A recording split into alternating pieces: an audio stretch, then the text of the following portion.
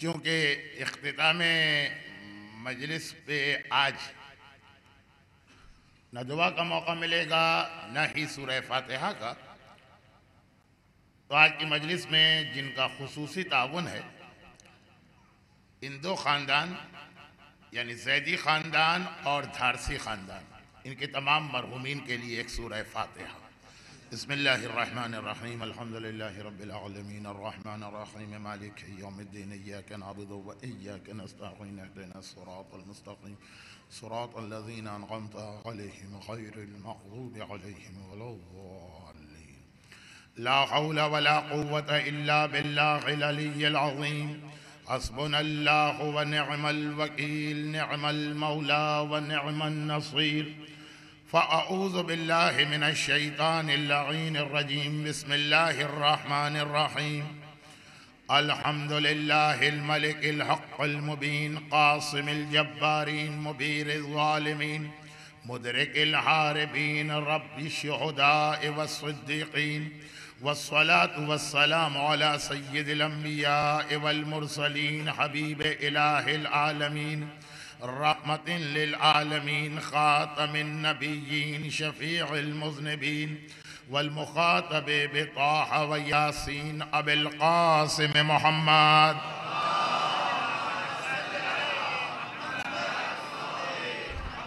وآلہ وعطرتہ واہل بیتہ الطیبین الطاہرین المعصومین المظلومین المنتجبین المیامین المکرمین، سیما علی بقیت اللہ فی الارضین وحجتہ علی العالمین، الامام المنتظر والحجت الثانی عشر، عجل اللہم لہ الفرج ولعنت اللہ علی اعدائہم اجمعین۔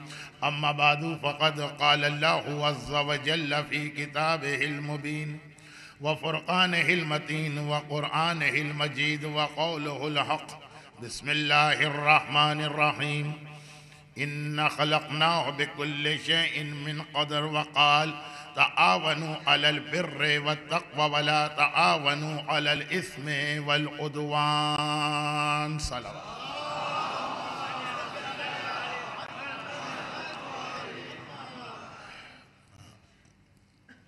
ابتدائی مجلس میں یہ واضح کر دیا جائے کہ 3 دن کی تاخیر سے، یعنی میری آمد میں جو 3 دن کی تاخیر ہوئی،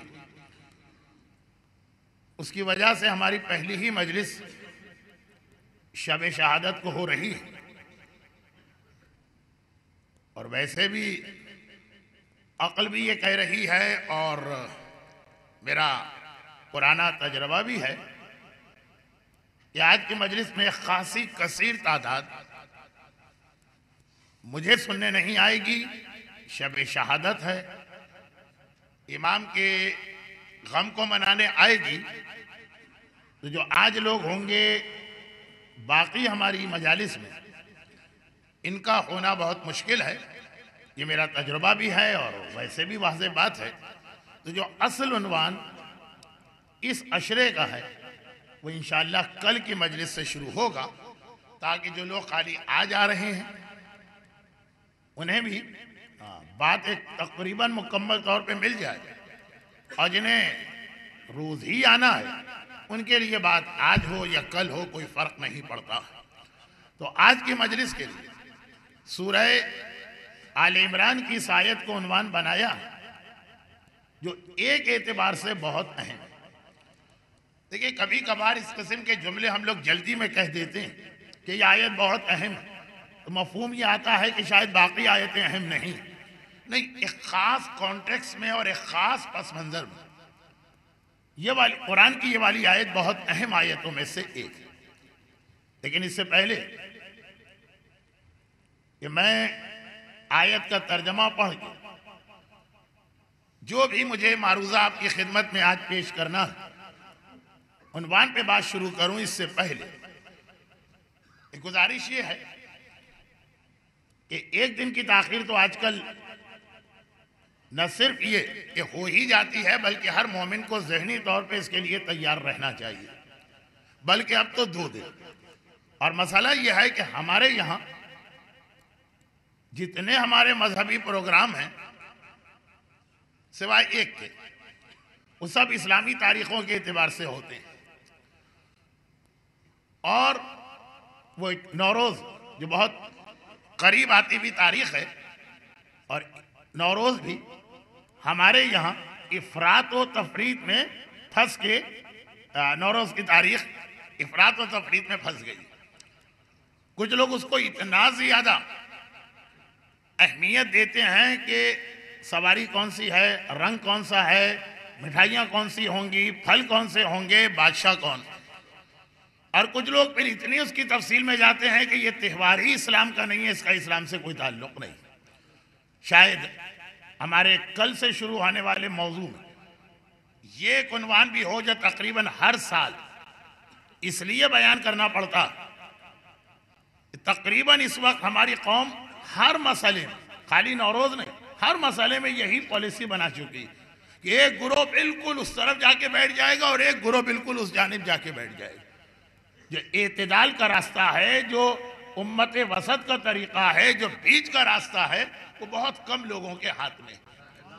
اگرچہ آج کی رات بھی اس عنوان کے لیے سب سے اہم رات ہے، کیونکہ ایک ایسی بحث ہماری قوم میں چھڑ گئی۔ اب آہستہ آہستہ شاید یہ بحث کم ہو رہی، لیکن ایک ایسی بحث ہماری قوم میں چھڑ گئی کہ جس کا بہترین جواب آج ہی رات کا امام معصوم ہے۔ ایک جملہ اس کے بارے میں ابھی کہتا ہوں لیکن اصل بات نہ رہ جائے۔ تو نوروز ایک ایسی تاریخ ہے جو انگریزی کیلنڈر کے حساب سے ہوتی، باقی ہماری تمام تاریخیں چاند کے حساب سے ہیں، اور چاند کے معاملے میں ایک دن کا فرق دنیا کے مختلف علاقوں میں ہوتا۔ کہیں کہیں بڑا عجیب سا لگتا، 2 دن عید منائی جا رہی ہے، یہ تو آہستہ آہستہ کر کے مومنین اس کے عادی ہو چکے ہیں۔ لیکن اس سال دنیا کے کئی علاقے ایسے جہاں میں خود مجلس پڑھ رہا تھا، اور اس عزا خانے میں آج عاشور ہے اور دوسرے سامنے والے عزا خانے میں کل عاشور ہے۔ یہاں پہ آج فاقہ شکنی ہو رہی ہے، وہاں پہ کل فاقہ شکنی ہوگی۔ یہاں ہم شام غریبہ کی مجلس آج پڑھ رہے ہیں، وہاں شب عاشور کی مجلس ہو رہی۔ شرم چاہے اس کے اندر کوئی قباحت نہ ہو، لیکن ابھی ایک بہت نئی بات ہے، جب اتنے کم فاصلے مختلف علاقے ہوں، مختلف شہر ہوں، تو خیر اس کا ایک نقصان یہ کہ عموماً آپ کے عزا خانے میں چاند کی جس تاریخ کو، اب یہ منتظمین کرام کو شرمندگی سے بچانے کے لیے کہ آپ کے یہاں عموماً چاند کی جس تاریخ سے باقی تمام مذہبی رسومات انجام دی جاتی ہیں اور عبادتیں کی جاتی ہیں، تو دنیا کے باقی علاقوں سے 1 دن پہلے ہوتا ہے۔ اس کی بنا پہ جب آپ کے یہاں 21 محرم ہے تو کئی علاقوں میں 20 ہوگی، جہاں پہ میں تھا وہاں پہ 19 تھی، تو 2 دن کا فرق تو اس لیے پڑ گیا۔ اور تیسرے دن ایک ایسی ناگہانی بات ہوگی، اس کو بیان کرنا بھی بالکل مناسب نہیں ہے ممبر پہ، لیکن بیان نہ کروں تو لوگ یہ نہ سمجھے کہ یہ مولانا کا قصور ہے اور یہ انتظامیہ کا، اور آدھے منٹ کی بات ہے، اس کو بیان کر کے پھر اپنے تمہید کے ایک جملے کو ذرا سا واضح کروں اور پھر اصل عنوان پر آ جاؤں۔ اور وہ یہ کہ ٹکٹ ایشو ہوا، باقاعدہ اس کے اوپر ٹائم لکھا ہوا ہے کہ 2 بجے آپ کی فلائٹ اڑے گی اور 4 بجے اترے گی۔ ایئرپورٹ پہنچا، انہوں نے کہا کہ جی آج تو یہ فلائٹ 9 بجے چلی گئی، اور یہ ہے کہ وہ جی ہمارا شیڈول بدل گیا۔ میں نے کہا کوئی 2 سال پہلے کا ٹکٹ نہیں ہے، 6 مہینے پہلے کا ٹکٹ نہیں ہے، 3 مہینے پہلے کا ٹکٹ نہیں۔ آج کے کمپیوٹر کی دنیا میں یہ بات، اور اطلاع کیوں نہ تھی، یہ آپ کی ذمہ داری ہے کہ ہر روز آنا معلوم کرتے رہیں کہ ہماری فلائٹ کس ٹائم پہ اڑے گی۔ تو خیر یہ ہمارے ایک بہت اہم عنوان کی بھی بات ہے، اور وہ یہ ہے کہ ظہور امام کی تاریخ میں بھی یہ مسئلہ ہمارے اور آپ کے ساتھ پیش آنے والا ہے۔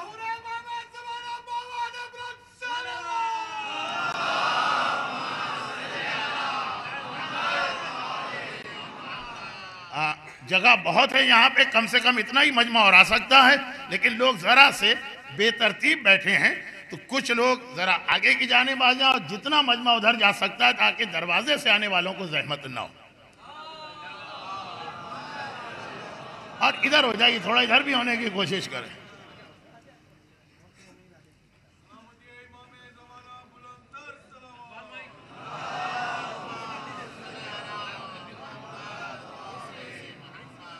مومنین کرام کو شاید اتنی زحمت نہ ہو، لیکن میں بڑا ڈسٹرب ہوتا ہوں جب میں یہ دیکھ بھی رہا ہوں کہ جگہ خالی ہے اور مومنین کو اتنا فاصلہ طے کر کے جانا۔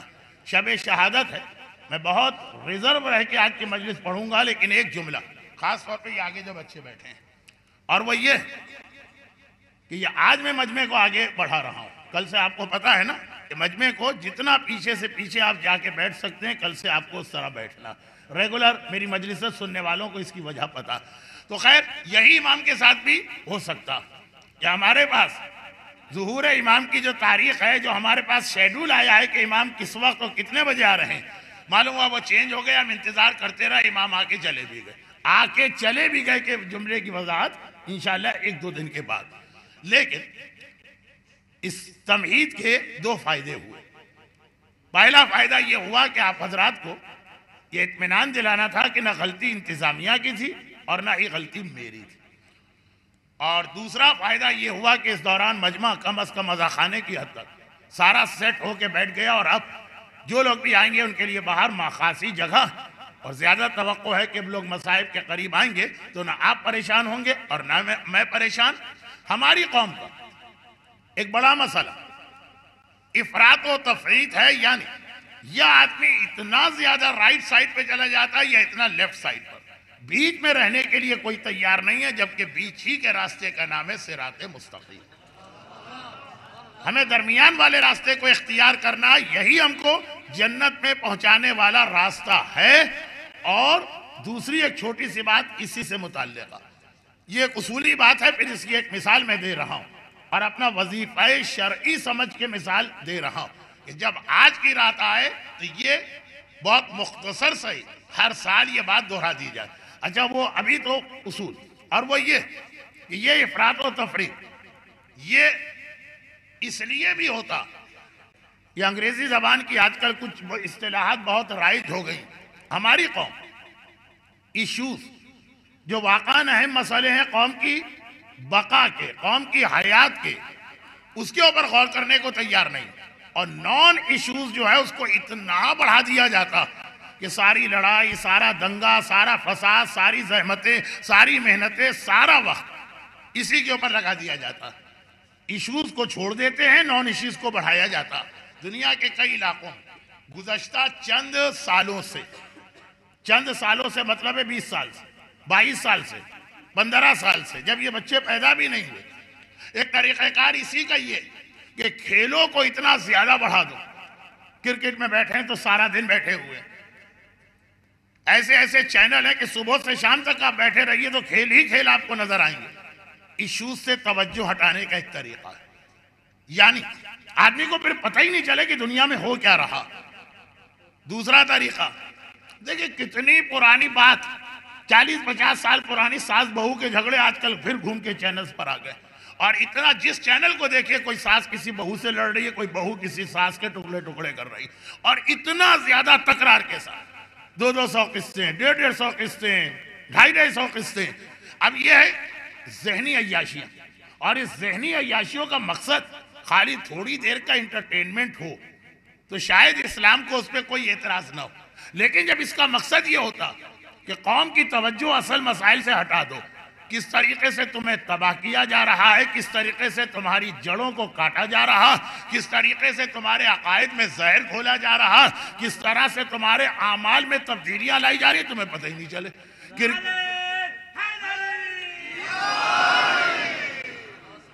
شاید مجھے پھر یہ یاد دلانا پڑے کہ میں بہت خوش ہوتا ہوں کہ جب کوئی مومن نعرہ لگاتا ہے، لیکن اس وقت کہ جب جواب اتنا پھسپھسا ملتا ہے تو میں اس سے کہتا ہوں کہ نعرے کی توہین سے بہتر یہ ہے کہ پھر آپ نعرہ نہ لگوائے۔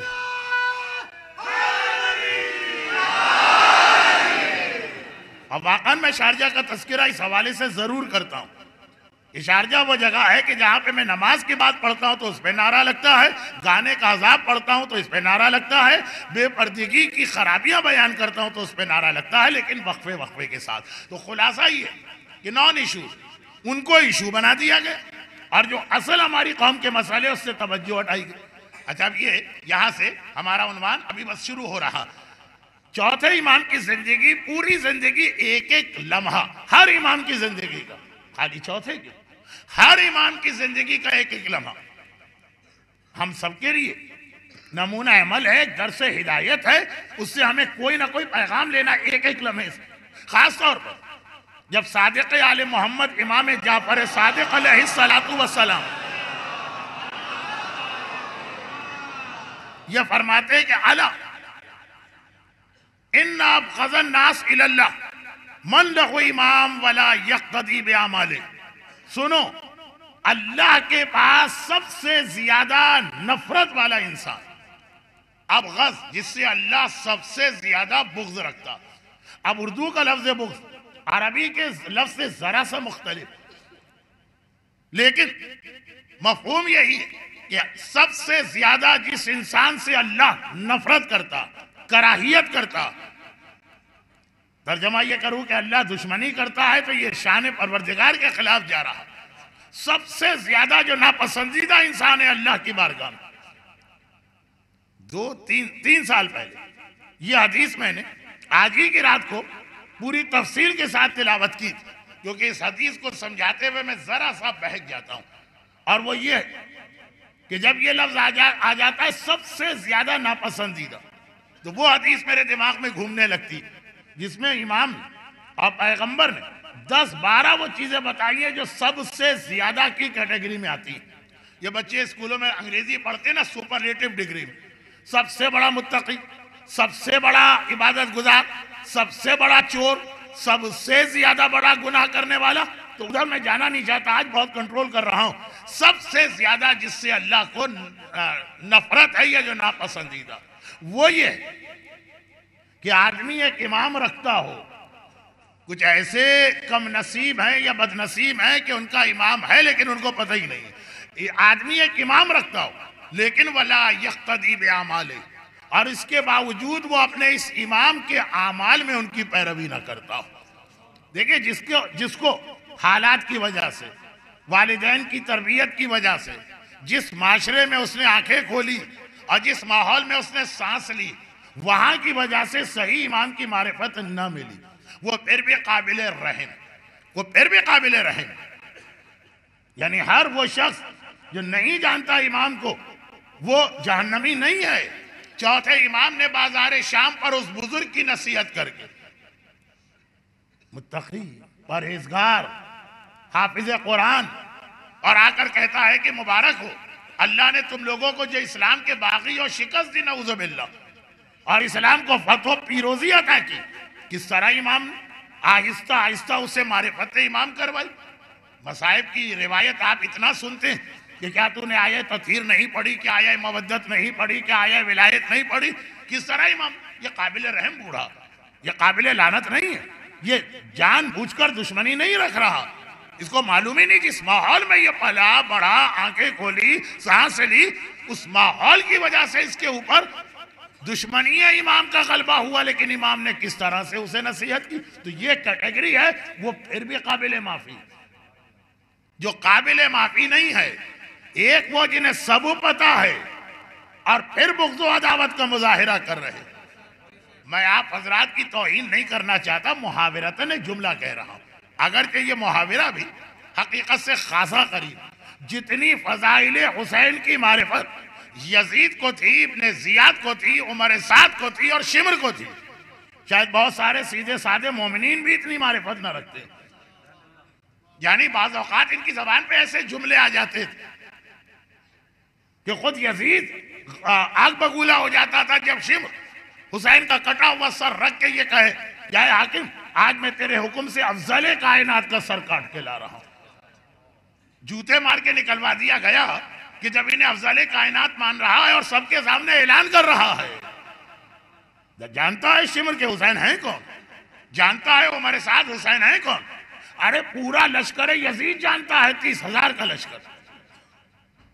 یزید کربلا کی سب سے بڑی خاصیت یہ کہ جو ابھی 1 منٹ پہلے میں نے جملہ کہا، بہت سارے لوگ ماحول، معاشرہ، والدین کی تربیت، گھر اور خاندان کا ماحول، ان کو پتہ نہیں چلتا اہل بیت کون.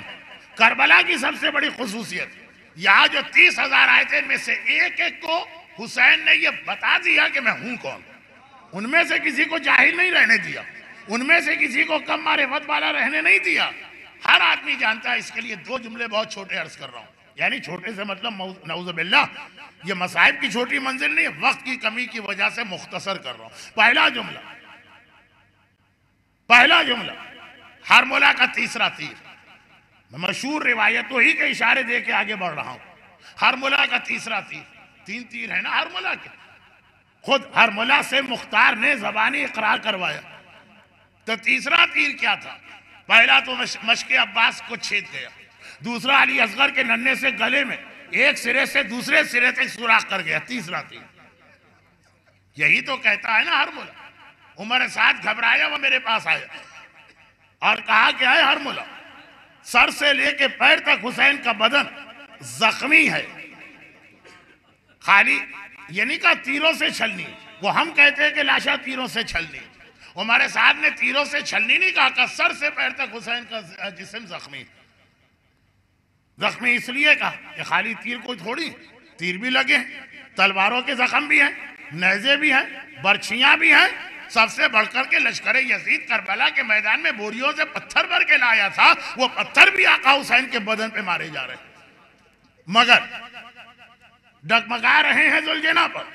یہ اس کا عمر سعد کا جملہ بتا رہا ہوں.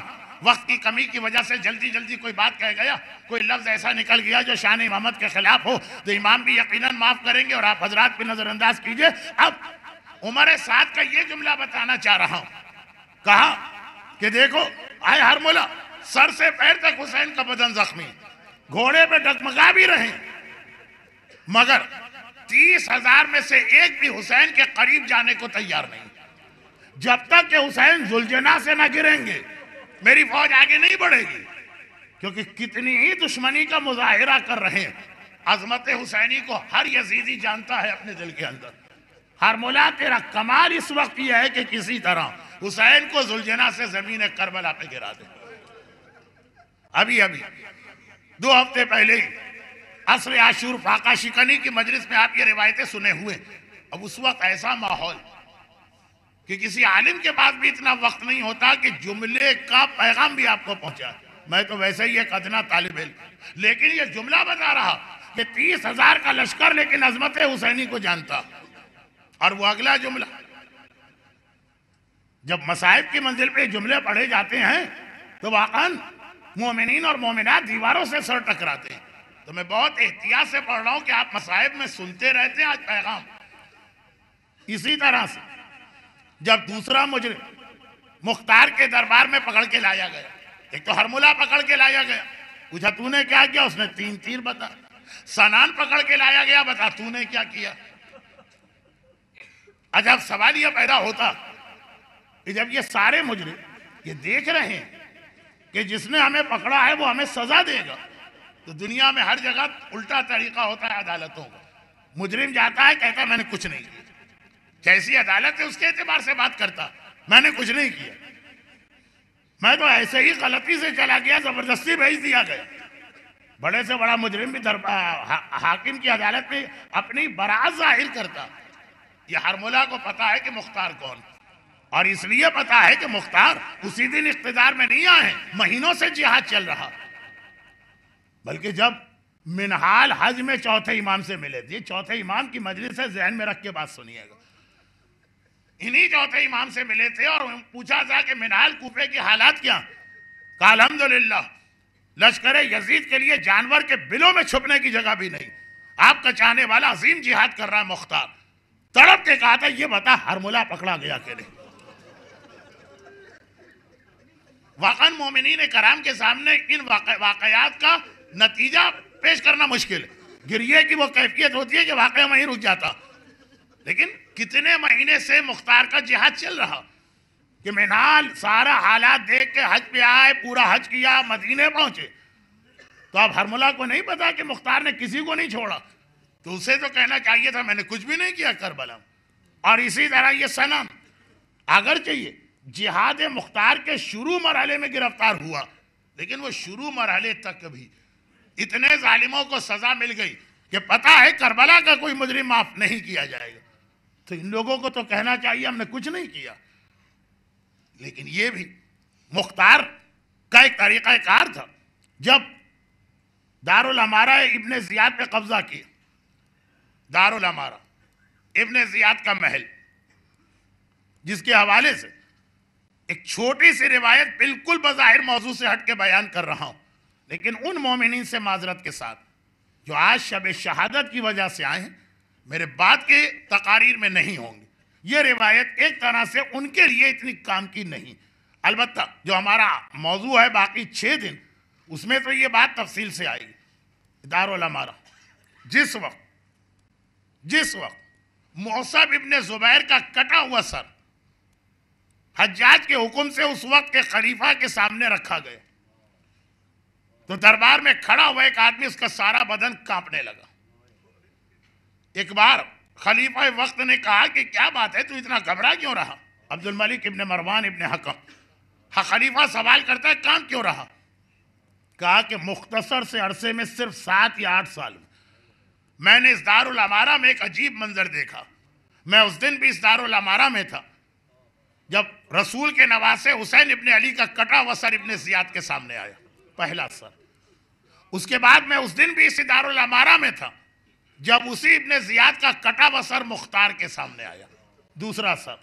میں اس دن بھی اسی دارالامارہ میں تھا جب اس مصعب ابن زبیر، عبداللہ ابن زبیر کے بھائی، اس کے سامنے مختار کا کٹا ہوا سر آیا۔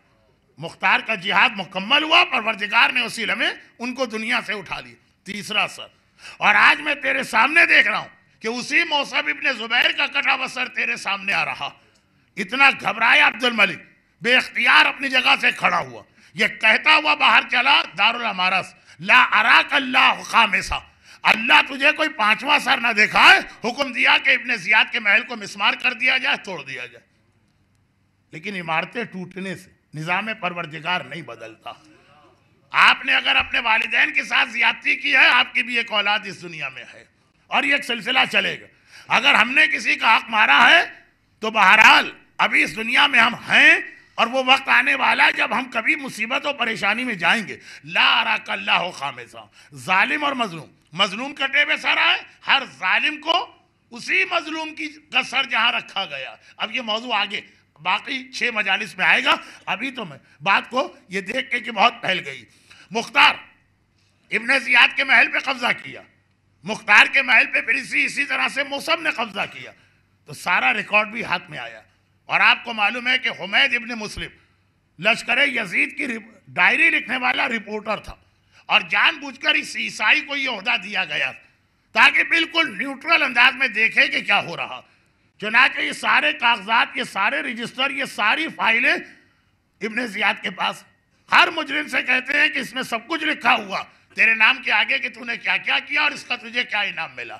اگر سرے منہ بھی فرق ہوا تمہارے بیان میں اور اس رپورٹ میں، تو جو سزا ملنا ہے سو ملنا ہے، اس کے اندر اور اضافہ کیا جائے گا۔ سنان یہ ایک آدھ جملہ اس لیے کہنا پڑتا کہ آپ کو نہیں معلوم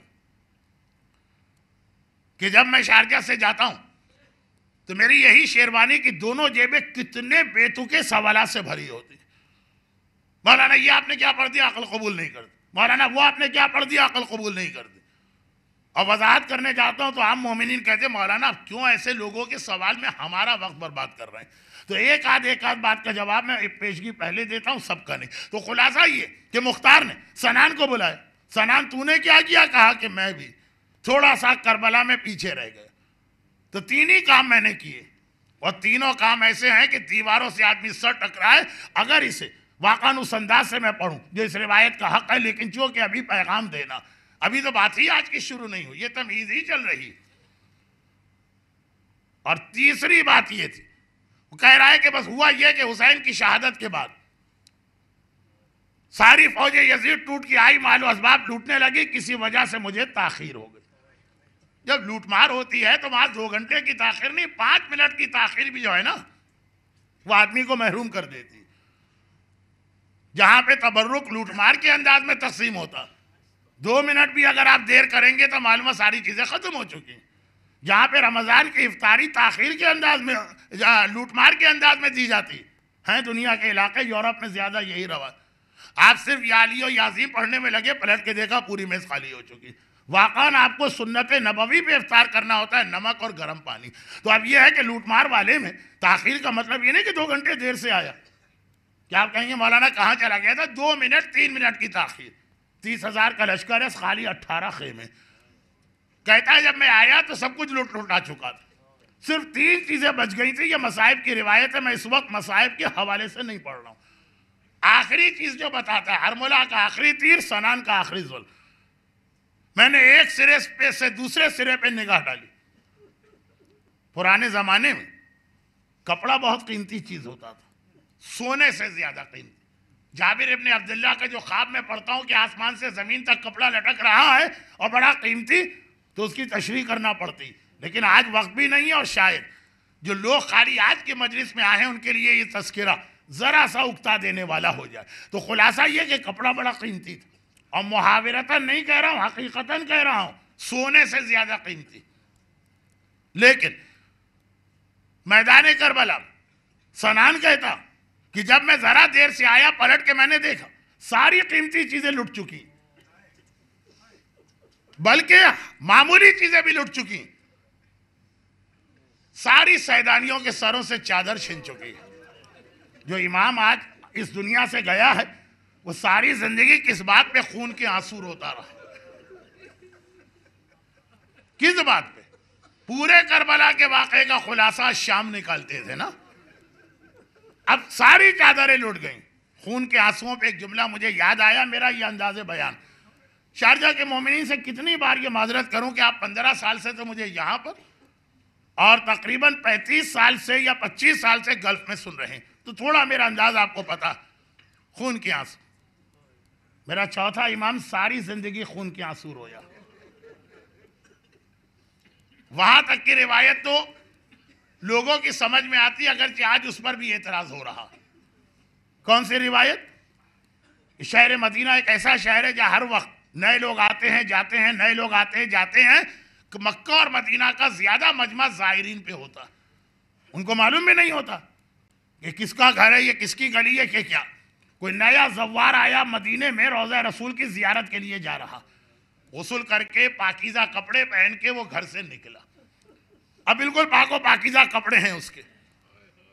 ایک مرتبہ وہ جا رہا ہے، اور ابھی آج سے 30 سال پہلے بھی روضہ رسول کے اطراف میں کتنی تنگ گلیاں تھیں، 3 آدمی اگر آ جائے تو نہیں گزر سکتے، بس ایک آدمی جائے گا ایک آدمی آئے گا، تنگ سی گلیاں، اور بالکل روضہ رسول کے سامنے سٹی سینٹر میں۔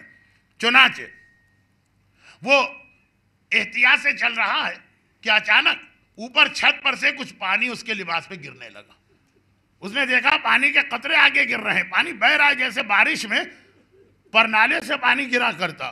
گھبرا کے اس نے اپنے کپڑے سمیٹ لیے کہ مجھے روضہ رسول پہ حاضری کے لیے جانا، پاکیزہ لباس ہونا چاہیے، غسل تو کر کے آیا، ایک آدھ چھینٹ بھی میرے کپڑوں میں نہ پڑ جائے۔ کسی مدینے کے رہنے والے کسی آدمی نے دیکھ لیا، کہا یہ کیا کر رہا؟ کہا کہ میں اپنے لباس کو احتمال نجاست سے بچا رہا ہوں۔ اب یہ میرا جملہ ہے، الفاظ اس کے نہیں۔ مثلا مدینے والے نے کہا یہ بتا کہ اگر زمزم کا پانی تیرے کپڑوں پہ گر رہا ہو تو کیا کپڑے اس طرح سمیٹے گا؟ مسکرا کے کہا کیا بات کہتے ہو، زمزم کے پانی سے تو اپنے کپڑوں کو گیلا کرنے کی تمنا، آج جیسے زمزم مہیا ہے پہلے نہیں۔ کہا اگر کوثر کا پانی تیرے کپڑوں پہ گر رہا ہو تو کیا اپنے کپڑوں کو سمیٹے گا؟ ارے کہا کیا بات کرتے ہو، کیا پاگل و دیوانے ہو رہے؟ ارے اس پانی کا نہر کوثر کا قطرہ میرے لباس پہ آ جائے، اس سے بڑی کوئی کائنات کی دولت نہیں۔ کہا اس پانی کو اس سے کم نہ سمجھنا، یہ بارش کا پانی نہیں ہے، یہ گھر کی دھلائی کا پانی نہیں ہے، یہ کربلا کا ایک وارث، کربلا کا ایک یتیم، کربلا کا ایک محافظ چھت پر بیٹھے ہوئے اپنے بابا کا ماتم کر رہا، یہ اس کی آنکھ سے نکلے ہوئے آنسو ہیں جو اس کثیر تعداد میں ہیں کہ باقاعدہ پرنالے سے بارش کے پانی کی طرح سے ٹپک رہے ہیں. خانہ خدا کی چھت پہ اگر کبھی بارش کا پانی گرے، عالم اسلام اس طرح ٹوٹ کے جاتا ہے میزاب رحمت کے پیچھے کہ لوگوں کی زندگیاں خطرے میں پڑ جاتی ہیں. حکومت کو بند کر دینا پڑتا ہے وہ علاقہ. میزاب رحمت پہ گرنے والے پانی کی کیا حیثیت ہے؟ جو چوتھے امام کے گھر کی چھت سے آنسوؤں کا وہ نذرانہ، آنسوؤں کا وہ تحفہ، آنسوؤں کی وہ حوض کوثر جاری ہو رہی. یہاں تک پھر بھی سمجھ میں آ جاتا. گرچہ آج کل کے کچھ زیادہ پڑھے لکھے لوگوں کو اور انٹرنیٹ کے ڈسے ہوئے لوگوں کو یہ روایت بھی بڑی عجیب لگتی ہے، مگر اس کے بعد کا مرحلہ کہ چوتھا امام خون کے آنسو روتا تھا، یہ خالی محاورتاً نہیں، حقیقت میں روتے روتے آنکھوں سے پانی کے قطرے نہیں نکلتے، خون کے قطرے نکلتے. اور اس جملے کو یاد رکھیے گا اس لیے کہ میری باقی 6 مجالس کے اندر امر بالمعروف کے باب میں یہ جملہ بہت اہم بن کے آئے گا، لیکن وہ آج والے مومنین کے لیے نہیں، وہ انشاءاللہ جو اس کے بعد باقاعدگی سے میری مجلسیں سنیں گے. اب یہ بات خون کے آنسو، واقعاً میں خاص طور پہ سفر طے کر کے گیا ان مقدس عالم سے ملنے کے لیے جن کے حوالے سے میں نے یہ جملہ سنا. کیا جملہ سنا ہے کہ وہ فرماتے ہیں، یہ براہ راست سمجھیے ان سے میں نے سنا، وہ بیٹھے ہوئے فرماتے ہیں کہ آیت اللہ العظمی آقا محسن الحکیم علی اللہ و مقامہ کی مرجعیت کا زمانہ تھا، اور شیعہ مرجعیت کے لیے 60s کا وہ زمانہ ظاہری اعتبار سے بہت ہی اہم، بہت طاقتور مرجعیت، اور اس کا انتقام اور بدلہ بعد میں لینے کی کوشش کی گئی. آقا محسن الحکیم ایسی شخصیت کے بہت سے لوگوں نے ان کے بعد تقلید چھوڑ دی کہ اب نہ کوئی ایسا عالم آئے گا نہ ہم کسی کی تقلید کریں گے. اینٹی تقلید ایک موومنٹ جو آج کل ہمارے ہاں چل رہا، اس میں ایک تو وہ لوگ ہیں جو شروع سے ہی تقلید نہیں مانتے، تعجب ان پر ہے جو تقلید کرتے کرتے پھر تقلید چھوڑ کے گئے. جو پیدا ہی کفر کے ماحول میں ہوا وہ قابل معافی ہے جو مرتد ہو جاتا. اچھا میں یہ نہیں کہہ رہا خدا نہ خواستہ کہ گناہ اتنا بڑا ہے کہ آدمی مرتد ہو جائے، یہ سیدھا چلتے چلتے جو آدمی راستے سے ہٹ جائے. آقا محسن الحکیم اور جب تک کہ موجودہ حالات دنیا نہیں ہوئے تھے خطرناک، مراجع کے گھر کے دروازے کھلے رہتے تھے. ایک خاص وقت تھا جس پہ دنیا کے ہر آدمی کو بغیر کسی تلاشی اور سرچ کے جانے کی اجازت تھی. اس مجمع میں کتنے ہی لوگ ایسے ہیں جو آقا بروجردی، آقا محسن حکیم اور ایک خاصے طویل عرصے تک آقا خوئی سے نجف اشرف کی زیارتوں میں بالمشافہہ اپنی مرضی کے مطابق ملاقات کر کے آئے. تو آقا حکیم کے پاس زائرین آ رہے ہیں، جا رہے ہیں، مسئلے مسائل سوال جواب. ایک آدمی آئے اور میں نے صرف یہ واقعہ کنفرم کرنے کے لیے کہ ایسا نہ ہو کہ بات عالم نے کچھ کہی ہو، بدلتے بدلتے کچھ ہو جائے، خود جا کے ان سے ملاقات کی جو بیٹھے ہوئے اور بہت قریب ہی ساتھی ہیں آقا حکیم. اور ایک مرتبہ جا کر میں نے ایک سوال کیا، نہیں اس آدمی نے سوال کیا آقا حکیم سے کہ ایک چیز سمجھ میں نہیں آتی، ہمارے علماء منبر سے پڑھتے ہیں اور ہماری کتابوں میں لکھا ہے کہ میرا چوتھا امام کربلا کو یاد کر کے خون کے آنسو روتا تھا. یہ عقل میں آنے والی بات نہیں، اس پہ ہمیں یقین نہیں آ رہا، پھر کیوں ہمارے علماء پڑھتے. آقا حکیم نے بلایا ایک نوحہ خان کو جو وہیں بیٹھا ہوا، کہا کربلا کے کچھ مصائب پڑھو. اب اس نے کربلا کے مصائب شروع کیا. آپ نے خالی لفظ کربلا سنا، آپ میں سے بعض لوگ گریہ کرنے لگے. وہ تو باقاعدہ پورا نوحہ پڑھا جا رہا. آقا حکیم کی آنکھوں میں بے اختیار آنسو آئے، رومال اپنی آنکھوں پہ رکھ کے گریہ کیا. اور 3 یا 4 نوحے کے شعر تھے، اور جب نوحہ مکمل ہوا 3 منٹ تو 4 منٹ، اور رومال ہٹایا تو دیکھا واقعاً رومال میں خون ہے اور آنکھوں سے خون کے آنسو جاری ہے. واقعاً اگر مرد مومن کربلا کے مظالم پہ غور کرے تو ہر ایک کی آنکھ سے خون کے آنسو ٹپکیں گے. میرا مظلوم آقا اتنے طویل عرصے تک خون کے آنسو رویا کربلا میں، لیکن کربلا پر خون کے آنسو رویا، لیکن ان تمام مصائب میں مشکل ترین مسئلہ سجاد کے لیے ایک ہی تھا جو مصائب کی منزل پہ میں بیان کروں گا. سنان سے پوچھا تیرا کربلا میں رول کیا تھا؟ کہا کچھ نہ کر سکا، دیر سے پہنچا تھا، سب لٹ گیا۔ آخر میں نگاہ ڈالی، ساری بیویوں کی چادریں چھن چکی۔ سنان کہہ رہا ہر بیوی کربلا میں برہنہ سر ہے۔ جو زمانے کے امام نے ایک مرتبہ مرثیہ پڑھا، میرا سلام ان بیویوں پر جنہوں نے بالوں سے چہرہ چھپایا ہوا۔ یہ میدان کربلا میں نے دیکھا۔ اصل پیغام جہاں تک لے جانا چاہتا ہوں، بات بہت طویل ہو گئی لیکن خیر، زندہ رہا تو یہ آج کی مجلس آخری نہیں ہے، اسی عشرے کو اختتام تک پہنچاؤں گا۔ ایک جملہ، سنان کہتا ہے میں نے دیکھا ساری چادریں چھن چکی ہیں، مگر ایک بی بی کے سر پہ اب تک چادر باقی ہے، اور وہ ہے ثانیہ زہرا عقیلہ بنی ہاشم زینب کبریٰ۔ اب سنان کو حیرت ہو، جب سب چادریں چھن گئی، یہ چادر کیوں باقی ہے؟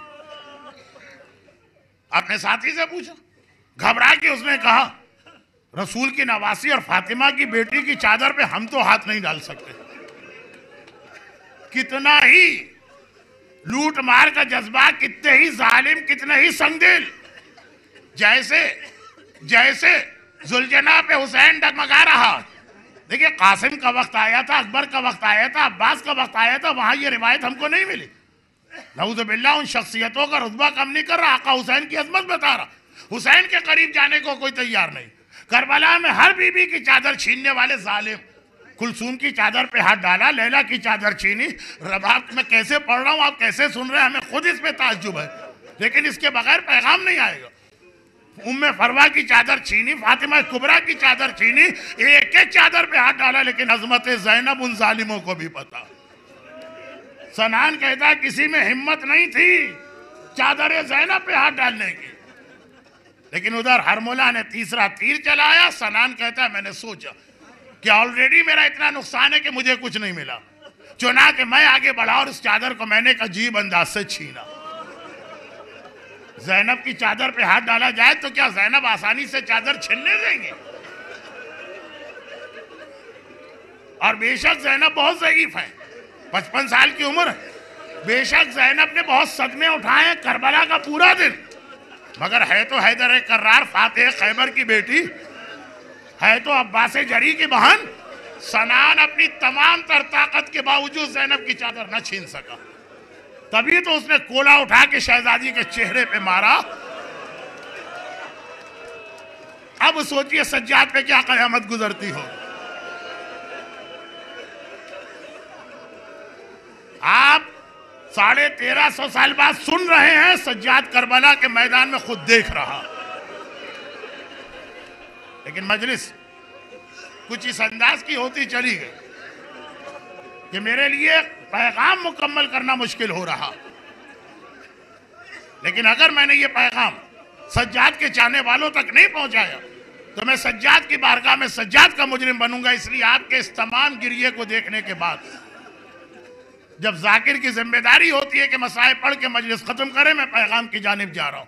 اس جملے نے سنان کے جہاں ہمیں ایسا رلایا کہ واقعاً اگر اس مجمع میں کسی کی آنکھ سے خون کا آنسو جاری ہو جائے تو ہمیں تعجب نہیں ہوگا، مگر اس نے یہ بھی بتا دیا کہ عظمت زینب کربلا کے ان ظالموں اور سنگدلوں کو بھی پتا تھی، اور اتنی پتا تھی کہ چادر زینب پہ کوئی ہاتھ ڈالنے کو تیار نہیں۔ زینب نے اپنی چادر جس طرح بچائی، اتنی سختی کے ساتھ اس کو پکڑا تھا، جس نے اتنے یعنی کربلا کے میدان میں صبح عاشور سے شام غریبہ تک جو مصائب زینب نے دیکھے، ایک مصیبت کوئی اور عورت دیکھے تو اتنی کمزور ہوتی ہے، ٹوٹ پھوٹ جاتی ہے کم از کم اس دن۔ جس کا ایک ایسا بیٹا مارا جائے جو اکبر کے پاؤں کی خاک کے برابر بھی نہ ہو، وہ ماں ختم ہو جاتی کم از کم اس دن۔ اتنی سختی سے زینب نے چادر کو تھاما۔ اب اس کے بعد اصل جملہ تو یہ تھا کہ عظمت زینب ہو کہ عظمت حسین، 30,000 کا کربلا کا ظالم، سنگ دل، پتھر دل، وحشی، درندہ لشکر، وہ بھی عظمت حسین کو جانتا، اور شاید بعض سیدھے سادے بھولے بھالے مومنین سے زیادہ جانتا، مگر اس کے باوجود ان کے مظالم۔ لیکن ابھی رکیے، جس زینب نے اپنی چادر کو بچانے کے لیے شام غریبہ کربلا کے میدان میں، وہ تفصیل میں پوری نہیں پڑھ رہا ہوں، کہ سنان کہتا ہے کہ کیا کشمکش مجھ میں اور زینب میں ہوئی چادر کے حوالے سے. زینب کربلا کی اتنی قربانیاں دینے کے بعد کیا اتنا شکوہ نہیں کریں گی جو میں نے ایک شہید کی بیوہ کی زبان سے سنا؟ شہید ڈاکٹر محمد علی رجائی جو سربراہ مملکت ہے، اپنے وزیر اعظم جواد باہنر کے ساتھ بم کے دھماکے میں شہید ہوا ایسے 25 سال پہلے کی بات. ان کی بیوہ پاکستان کی خواتین سے خطاب کے لیے کہ کیا قربانیاں ہم دے رہے ہیں اور کیوں دے رہے ہیں، کراچی تشریف لائی. واقعہ میں بہت تفصیل سے پڑھتا ہوں، وقت نہیں ہے، شاید ماحول بھی نہ ہو، لیکن ماحول میں بنا رہا ہوں صرف اس لیے کہ آقا سجاد میری ایک شرعی ذمہ داری بتا کر گئے. ماحول خود بنا رہا ہوں. وہ کراچی کی خواتین سے خطاب کے لیے آئی. چوتھی یا پانچویں مجلس کا میرا ایک عنوان ہوگا. چھوٹی سی بات ابھی. کراچی کا ایک بہت مشہور امام بارگاہ انجمن حسینیہ ایرانیان، کراچی کے سارے مرکزی جلوس شروع نشتر پارک سے ہوتے، ختم وہاں پہ ہوتے. وہاں پہ ان کو خطاب کرنا تھا پاکستان کی مومنات اور خواتین سے. اسلام ہے کیا؟ میرا شوہر قربان اور رشتہ دار کتنے قربان کیوں آخر؟ وہ خطاب کر کے آ رہی ہیں. اس امام بارگاہ میں کراچی کے بعض مومنین اپنے یہاں کی شادیاں بھی رکھتے ہیں، اور بعض لوگ تو اس لیے یہ شادیاں رکھتے ہیں کہ ان کا کنٹرول اپنے گھر کی عورتوں پہ شادی کے حوالے سے نہیں ہوتا. ایک جملہ میں خالی بیتکا سا کہہ کے آگے بڑھ رہا ہوں، کیونکہ یہ بیتکا جملہ، بیتکا تو شاید میں نے غلط کہا، بے ربط جملہ آج کے ٹاپک سے ریلیٹڈ نہیں ہے، آگے ایک مجلس میں شاید موضوع بنے. اس وقت اسلام کی بڑی خدمات میں سے خدمت یہ کہ اپنے شادی بیاہ کو شیطان کے چنگل سے بچا کے امام کی مرضی کے مطابق بنائیے. پورا جو ہمارا شادی بیاہ کا انسٹیٹیوشن، جو ہمارا شادی بیاہ کا ایک پورا نظام اور سسٹم جو بنا ہوا، اسلام کی بہت بڑی خدمت میں سے خدمت یہ کہ شادی بیاہ کو آپ کو شیطان کے ہاتھ سے بچانا. پھنسی ہوئی ہے ہماری شادی بیاہ کی تقریبات شیطان کے ہاتھ میں پھنسی ہوئی ہیں. لیکن میں نے کہا کہ یہ آج کے لیے مناسب نہیں ہے جملہ، اتنا غیر مناسب بھی نہیں ہے، لیکن وقت نہیں. تو اب بعض مومنین اس لیے بھی امام بارگاہوں اور مسجدوں میں شادیاں رکھتے ہیں کہ ویسے تو ہمارا کوئی کنٹرول اپنے ماحول پہ نہیں ہوگا، کوئی کنٹرول اپنے خاندان پہ نہیں ہوگا، لیکن شادی چلے امام باڑے میں یا مسجد میں آگے کون مطالبہ کرے کہ ہمیں مکس گیدرنگ میں بیٹھنا؟ امام باڑے میں آگے کون بچی کہے کہ بھائی دل نہیں مانتا بھائی کی شادی یا ہمیں گانا تو ضروری گانا؟ وہ مسجد میں تو نہیں کہے گی نا، امام باڑے میں تو نہیں کہے گی. امام باڑے میں آ کے کون جوان بچے یا بچیاں کہیں کہ جی وہ مہندی کی تقریب اگر ہو رہی ہے تو ہمیں ڈانس ضرور کرنا ہے، خوشی منانا؟ تو اب امام باڑے کے اندر کیسے ممکن ہے کہ ایک مرد ویڈیوگرافر مردوں کے ساتھ عورتوں میں بھی گھس کے بھی تصویریں بنوا؟ تو امام باڑے یا مسجدوں کی شادیوں کا ایک مقصد بعض لوگوں کے ذہن میں یہ ہوتا کہ بغیر ہمارے کہے اور بغیر ہمارے کوئی پریشر ڈالے، ماحول کی وجہ سے مسجد ہے، امام باڑہ ہے، کچھ چیزیں خود بخود لوگ اختیار کر لیں گے. یہ جملہ میں نے خاص وجہ سے کہا. تو اب خلاصہ یہ ہے کہ خانم رجائی، شہید محمد علی رجائی کی بیوہ، خطاب جو کرنا تھا وہ خطاب کر کے باہر آ رہی ہیں، گاڑی میں بیٹھ کے اپنے مہمان خانے جا رہی ہیں. اور اب شادی کی تقریب کا وقت، 4 سے 5 مثلاً ان کی تقریب تھی، 5 سے 7 شادی تھی. اس وقت کراچی میں 7 بجے مغرب ہوتی تھی. ایک منظر دیکھا انہوں نے، خواتین آ رہی اور خالصتاً یہ کوئی خواتین کا میلاد تھا شادی کے حوالے سے. کیا چیز ہوتی ہے خواتین کا میلاد؟ مجھے اب یہ سب بتانے کی ضرورت. ایک خالصتاً زنانہ فنکشن تھا. چنانچہ انہوں نے دیکھا عورتیں آ رہی وہ گاڑی میں بیٹھ کے گئی. آخری ان کی تقریر کراچی کے علماء اور ہم جیسے طالب علموں سے خطاب تھا. اس میں ان کا ایک جملہ تھا جس کو میں آدھے گھنٹے میں پڑھتا ہوں کیونکہ پوری تقریر ٹائم نہیں ہے، ضرورت نہیں، موضوع نہیں، اس میں بہت ہی مختصر. انہوں نے فرمایا کہ جس دن میرے شوہر کی شہادت کی خبر آئی کہ تمہارا شوہر شہید ہو گیا، مجھے کوئی غم نہ ہو، خوشی ہو. جس دن میرے شوہر کا لاشا پھر گھر آیا، اور ایسا لاشا تھا کہ کوئی دیکھ ہی نہیں سکتا تھا، ڈینٹسٹ نے دانتوں کی مدد سے پہچانا کہ کس کا لاشا ہے. بم کو دھماکہ. کہہ رہے ہیں اس دن بھی مجھے کوئی غم نہ ہو.